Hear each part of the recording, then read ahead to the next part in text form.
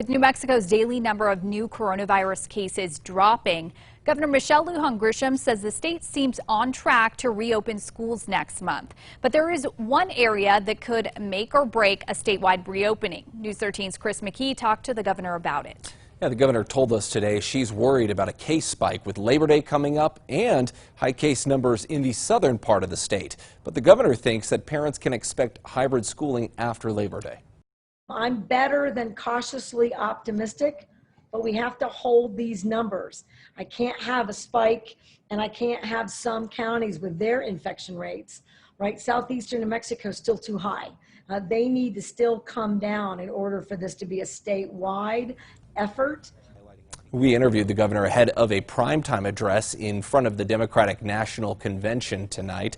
Data posted to the Department of Health's website shows that as of August 13th, the state's 7-day new COVID case average was at 137 cases per day. That is below the state's target. You can see on that green line there, that's 167 cases per day, the target.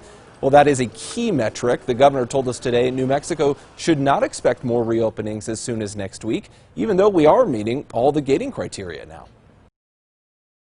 I need a couple more weeks. We all do, right? The more that you diminish the virus and the more that I can respond to where people are moving between states, so in the southeastern part of the state and southwestern New Mexico, now we've got real opportunities to deal with those outbreaks.